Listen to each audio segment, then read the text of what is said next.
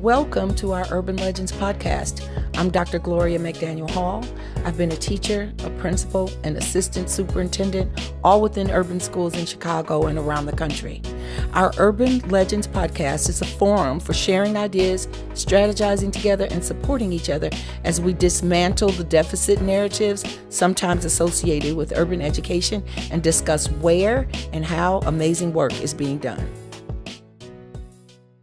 So welcome everyone to the latest edition of the Urban Legends podcast. And it's been a couple months, but I'm really excited because the guest that I have today, Mr. Jesse Tang, is somebody I grew up with.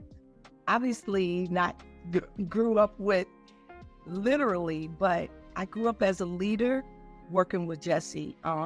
He was a teacher, a first-year teacher with Teach for America at one of the schools that I was leading. It was actually the second school where I was principal, and it was a challenging environment. And we loved on the kids and each other so much that we kind of made miracles happen. So I'm excited that I was able to reconnect with Jesse, and you're going to love him too. So as we get started, Jesse, tell us a little bit about your educational journey that is so inspiring. Tell us about from Basel to Harvard.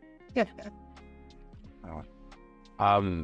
so funny. You mentioned those years at Basel, and I definitely remember some of those challenges, and yet I would characterize those as kind of four of the most exciting and purposeful years of my life that definitely set me on the trajectory that I am now on. And so I remember that time so fondly. Yeah, it's been 20 years since we started together. I was a new Teach for America teaching candidate, and I remember interviewing with you and getting the 4th grade science and reading position, and I felt like I had won the lottery. In that time, I was able to teach in the classroom for 3 years and served as assistant principal under you at Basel in my 4th year. At that time, I really thought, like some other core members, that I might have a short time in the field of education and then go on to law school.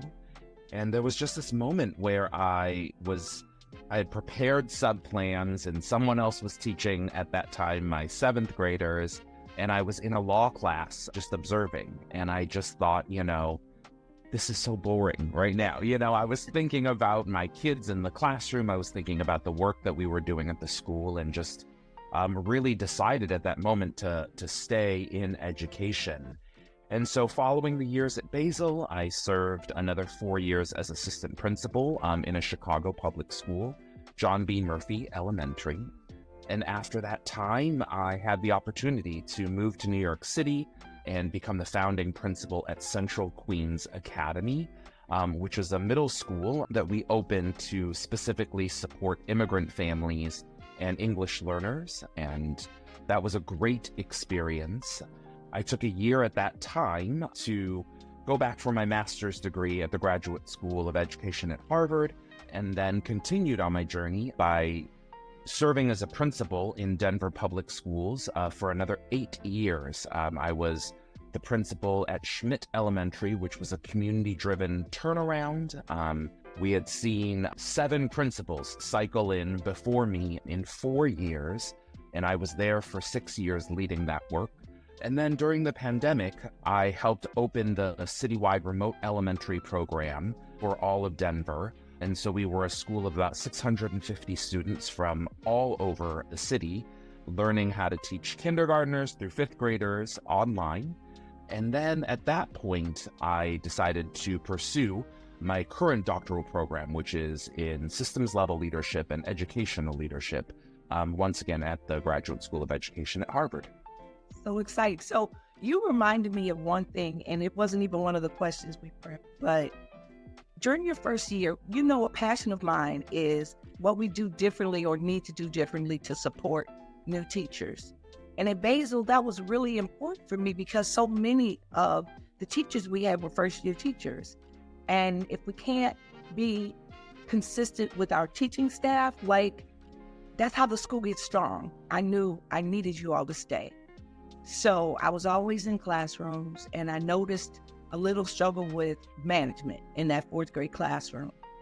And you and I don't know if we took the weekend to plan this unit or whatever we did. I just remember it was about birds. And we co-taught. Do you remember that? I do. I remember. I come back to that experience as kind of just really influential in kind of my leadership philosophy and how I think about new teachers. And yeah, we planned a series of lessons on adaptations, and we used birds as an example.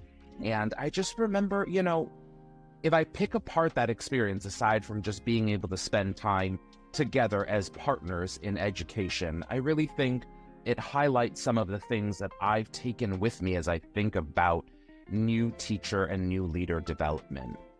I think one of them is this idea that new educators need caring and constructive coaching. I think that that is the most important element to not only help an educator kind of quickly develop the skills that they need, but it signals that we as a sector in education really want to invest in the growth and development of our new leaders and new teachers.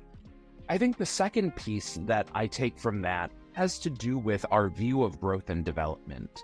Certainly, there were some foundational or basic things that you needed to guide and instruct me on as my principal and as a veteran educator. And so there's this idea that at times we need new teachers to be able to slow down and acquire some of the basics, those building blocks that we can then kind of build off of. Yeah. And yet I think sometimes we get caught in that. We think about kind of development as like this linear path. And yet part of what was so exciting to me was as I was learning the basics, I think that there were times that you fostered this speed up mentality for me of, you know, what is your passion area? I remember at the same time, you had asked me to lead a small committee on family engagement, and we worked on a few school-wide events and initiatives together. And so there was this idea that I was developing the basics, but also I was beginning to flex my skills as a young, energetic educator in things that I really cared about. And I remember feeling so, I guess, engaged with kind of giving more and doing more for the school community. So I think this idea of balancing kind of slowing down and kind of speeding up and getting into your passion areas is a second area that I think I've taken with me as I think about teacher development. And then I think finally, I remember having a moment where I was talking to other teachers who were at schools nearby Basel, but in kind of different buildings. Yes. And at a time when they were really disillusioned or really feeling kind of disconnected between their efforts and then the impact at the school and how they were being received, I remember feeling energized and excited about the work. And a reflection that I had even as a young educator then is the importance of a school principal who is very invested in building the kind of staff and student culture that can be so different even if schools are across the street from each other. They may be confronting and working with the same population and variables and challenges that are common in urban education, and yet that role of principal and leader can really make such a distinctive impact on new teachers. So those are just some of the things I think back to when I think about that first year at Basel. It's so true, so true. That I was growing as a leader because I had only been a principal for a couple years, but you all brought life to me. So thank you so much. So your research, my research, like we were talking about, focuses on new teachers. And given the significant changes, like especially the inequities brought to light in recent years, like during the pandemic, like all these inequities started to surface. And then we had the murder of George Floyd and social unrest and all this going on like right now. what do you feel like in terms of supports, if we were building a model of support for new teachers, in addition to some of the things that you've focused on? Like a principal listening to this conversation, what are some of the non-negotiable elements of that type of support that we need to provide? I think the question is a timely one, stemming from many of those pivotal events that you just mentioned. We're also now seeing kind of public education being attacked as an institution, and a lot of effort to control what teachers can say, what topics are on the table, what texts we can put in front of children. And it's a critical time in education where we're seeing a decrease of new teachers coming into and staying in the field. And so I think it's a really relevant question, and because we need passionate, dedicated teachers now more than ever. I think one piece that I shared about earlier is this idea of coaching side by side with a teacher. I think this is something that we say is very important and yet can often be deprioritized or kind of distributed or given out to an outside coach. And I think that there is really an important thing for instructional leaders, principals, assistant principals, deans, to be able to sit side by side with their teachers. I think of the many things that we can coach them on, I would say at least kind of one touch point a month should be around planning and this idea of how we're thinking about standards and materials and lesson plans. I think at least 2 touch points a month, if not more, around pedagogy. So what actually happens in the classroom? How is the teacher implementing some of those classroom management and teaching skills and really developing some of those moves that they need to be effective? And I think another piece which came to me a little bit kind of later in my first year was just the work that we've done around how to examine and use student data. I think we are in a context now where we understand the importance of data and we have it, but there's almost so much of it and the pace is so fast that we don't always critically look and reflect on that data.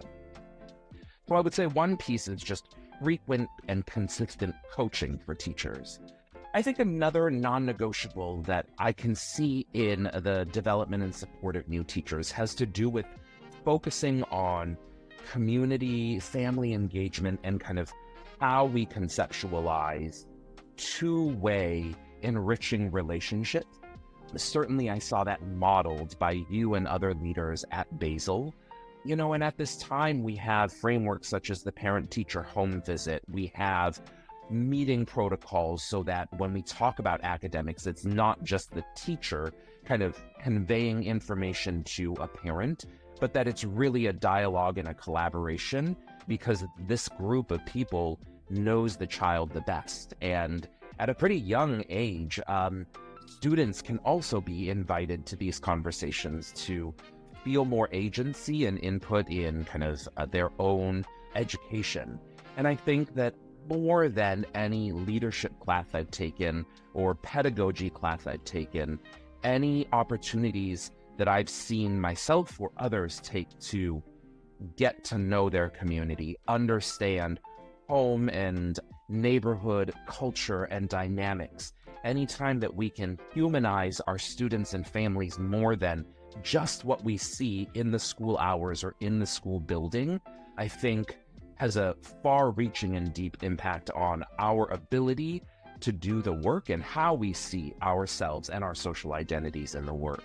I love all of those. And I remember you made me think of something else. There were parents who, rightfully so, didn't trust me at the beginning.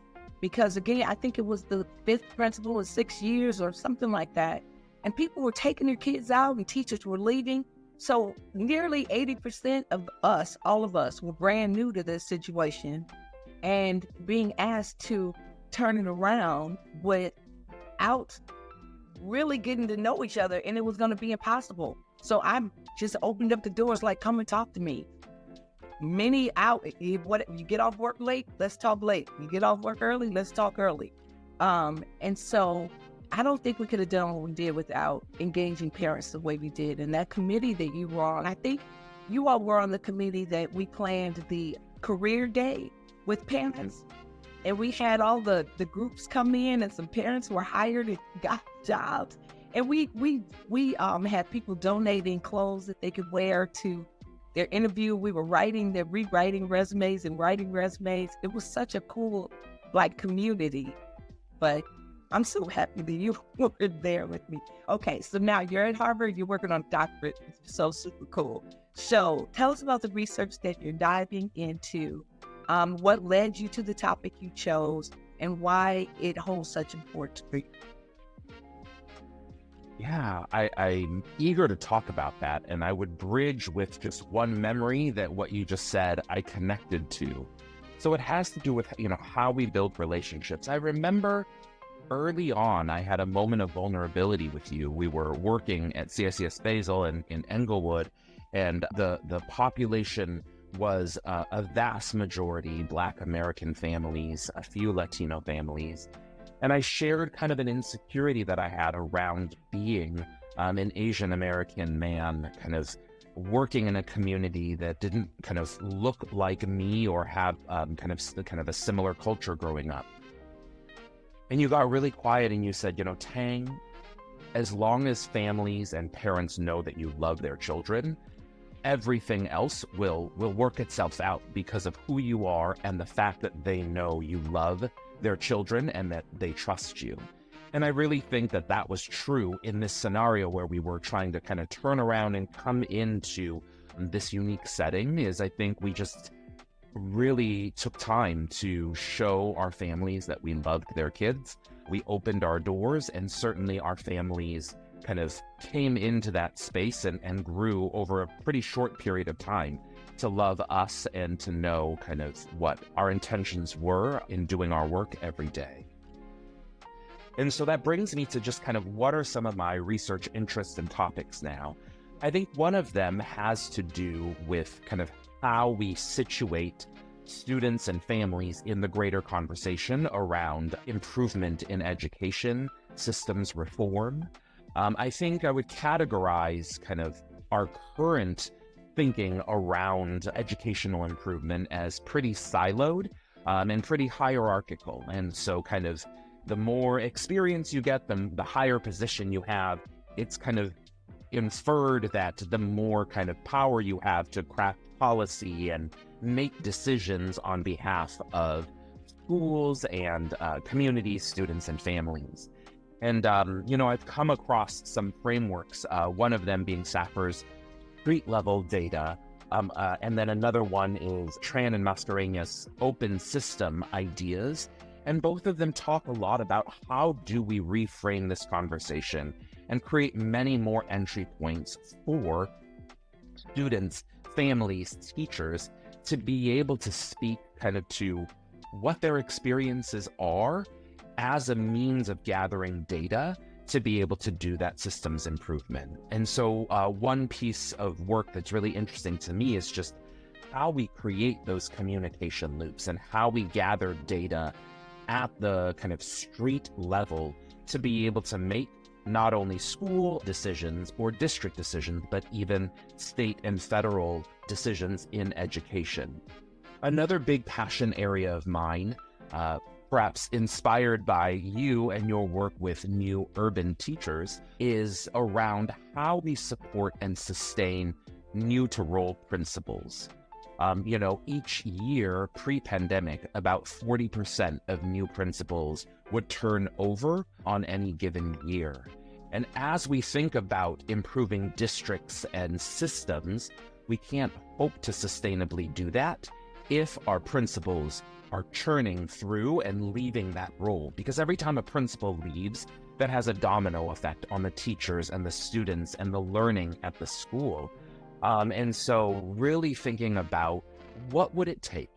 What have we learned about kind of using the idea, they've mapped kind of the emotional experience in the first year of teaching. There's a kind of an area of like high energy, and then there's disillusionment and kind of reflection and hope. And I think that, in my own experience in working with new principals, we see that same kind of emotional trajectory over those first 3 years. And if we can support principals with local supports, but also kind of larger systems networking so that they see they're not alone in that work, we can really create the conditions where they'll stay through those first few years and sustain themselves in leadership. So those are just 2 quick areas that I'm thinking a lot about and doing some research on. I cannot wait to read that. So you are my real legend of the next couple months, which is something that I call the Emmy of urban education. You made it onto my website. And as a part of that honor, you suggested some books that you feel like are ones that people should actually get their hands on. Could you tell us one that like stands out and explain why that book is something that school leaders should read? Yeah. So I shared on the posting 2 books that were of personal meaning to me. And so that was Self-Compassion by Kristen Neff, as well as kind of The Art of Gathering by Priya Parker. And I think both of those had significant meaning, personal meaning to me, and definitely some takeaways in terms of having a purpose for why you're meeting or gathering people, and how we as leaders can really be self-reflective and give ourselves the compassion and care that we so often give others, but sometimes don't give ourselves. I think within this frame of kind of a professional book that I think could be helpful for people to read, I would pose another one, and that is Leadership Without Easy Answers by Ronald Heifetz. I've been reading through this text, and it contains the ideas around adaptive leadership. And I think at this time in education, it's easy for teachers and principals to feel disempowered because there are so many actors kind of above them in the system that are making decisions and pushing them down, and people feel a loss of control and feel pulled in many different directions. And yet really at the heart of this book is just, how do we operate even when we don't have formal authority in every situation? How can we think about and re-envision power and our actions in conjunction with the actions and the power that each person in the system brings to be able to make change, even when there are other kind of more formal authorities trying to make decisions and push them down? And so I think it's just a really good example of how we look at the current scenario and say, what can I control? How can I exercise my own leadership in leading the learning for these students, or empowering teachers at my school, if I'm a principal, to be able to do some of this really great work that we're talking about and that we saw as we look back to our years at Basil. I love that. And the Heifetz, I used one of the Heifetz leadership texts for one of my courses, but I hadn't heard of that new one, and I'm going to suggest a change. But okay. So the final question, I always, at the end of the interview, ask my guests to reflect on a quote that reminds me of them. And I thought of Mitch Albom when I was thinking about our time together. And the quote is, "The way to get meaning into your life is to devote yourself to loving others, devote yourself to your community around you, and devote yourself to creating something that gives you purpose and meaning." What stands out for you in that quote, and how do you see it reflected in your life and your work? Yeah, it's such a beautiful one. I hadn't read it or heard about it before our time together today. I think what strikes me about it is that first part around loving others. I think some people come into this work with a crystal clear idea of the impact they wish to make and the communities they wish to serve. That was not the case for me. I knew I wanted to work in education, but at 22, I didn't have vision and a clear vision of the steps I would take. Yes. And so I would just encourage people, based on this quote, to do the first part. Love others. Look around in your work as an educator, in your personal life, in your neighborhood. What does it mean to you to love others, serve others, and kind of do good for others? Because I think from there, everything else, a sense of purpose, a sense of direction, a sense of meaning comes from that. And I think, as you know, if I connect this with the quote that you shared with me years ago, that wisdom around just love the kids, love the families, and the trust, the relationships, the next step of where we go as an organization or a community, that comes from that very first piece. So really take the time not only to connect and understand, but build trust and love in the relationships that you are a part of. Jesse, I cannot thank you enough for being my guest today. It has been such an honor, and I'm so glad we kept in touch all these 20 years. All these years. I'll visit you in Denver. I come where you are. I'm going to come to Boston to see you too. Thank you so very much for being my guest today. Thank you so much for having me. It was such a pleasure.